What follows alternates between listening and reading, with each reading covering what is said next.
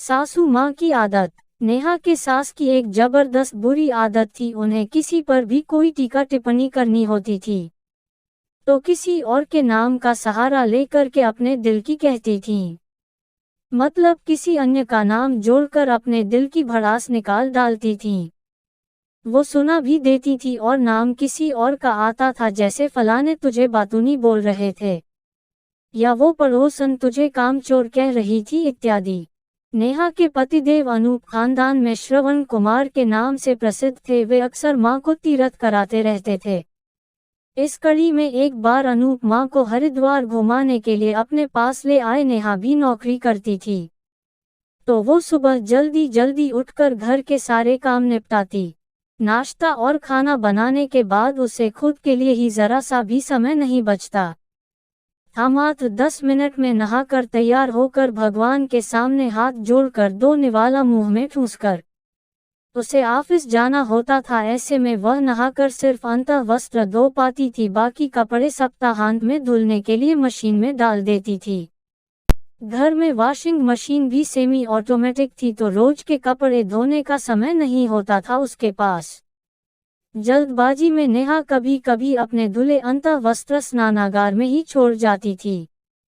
कभी कभी तो सूखने के लिए डाल देती थी। जब वो कपड़े वहीं छूट जाते थे तो नेहा के जाने के बाद पति अनूप उन अंतः वस्त्रों को सूखने डाल देता था। एक दिन नेहा की सास ने बेटे को बहू नेहा के धुले कपड़े सूखने डालते देख लिया तो सोचा कि बहू नौकरी करने की आड़ में घर के काम तो बेटे से करवा ही लेती है, अपने अंतः वस्त्र भी मेरे बेटे से ही धुलवाती है, जबकि सच्चाई कुछ और थी। खैर उस समय नेहा की सास मन ही मन सुलगती रही किंतु कुछ कह नहीं पाई। वह तीर्थ दर्शन कर वापस चली गई। 2 माह बाद पुनः अनूप मां को वैष्णो देवी दर्शन कराने लेकर आया।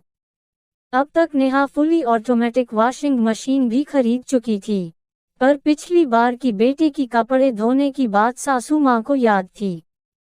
सो बात में एक दिन खुन्नस निकालते हुए बोली, वो छोटी बहू बीनू कह रही थी, घर में अनूप भैया सबसे लायक पति हैं, बाकी किसी के भी पति पानी का गिलास भी नहीं उठाते, किंतु नेहा दीदी ने इतना ट्रेंड किया है कि अनूप भैया जी घर का काम तो करते ही हैं और तो और नेहा दीदी के अंतः वस्त्र भी धो लेते हैं। नेहा तो सुनते ही समझ गई कि ये बीनू नहीं माँ जी के मन की भड़ास है, वो भी पिछले बार की जो इन्होंने देखी होगी, क्योंकि उसके बाद तो घर में नई वॉशिंग मशीन आ गई थी जिसमें नेहा कपड़े डालकर आराम से अपने काम निपटाती रहती है। पहले जैसे झंझट नहीं कि धुलने सुखाने में घंटा भर लगे रहो। समझकर भी अनजान बनते हुए नेहा ने समीप खड़े पति से पूछा, क्यों जी, आपसे एक रुमाल तो कभी धोया न गया है तो फिर मेरे कपड़े कब से धोने लगे आप। अनूप भी माँ की बात सुनकर हक्का बक्का हो गया। अब नेहा ने सासू माँ की आदत हमेशा के लिए छुड़ा देने की सोची तो इसी इरादे से उनके पीछे ही पड़ गई। झूठ मूठ का गुस्सा दिखाते हुए बोली, माँ जी बीनू को ये सब कैसे पता कि हमारे घर में कपड़े कौन धुलता है? सपना आता है क्या उसे यहाँ का, क्योंकि वो तो एक बार भी यहाँ नहीं आई है। अब तो नेहा की सास के हवाएं उड़ने लगी कि उनका झूठ पकड़ा गया और नेहा थी कि पीछे ही पड़ गई और नेहा थी कि पीछे ही पड़ गई। मैं अभी फोन कर उसकी खबर लेती हूँ। चल दी बीनू को फोन घुमाने, इतना कहकर और मन ही मन मुस्कुराने लगी। सासुमाँ अपनी इस बुरी आदत की पोल खुलने की वजह से झेप गई। मैं पूजा करने जा रही हूँ कहकर खिसकती बनी वहां से समय निकालकर पढ़ने के लिए। शुक्रिया है। क्या आपके भी सास के हैं कुछ ऐसी आदतें जो गाहे बगाहे परेशान कर देती हैं? अपने कीमती सुझाव व कमेंट अवश्य दीजिएगा। धन्यवाद।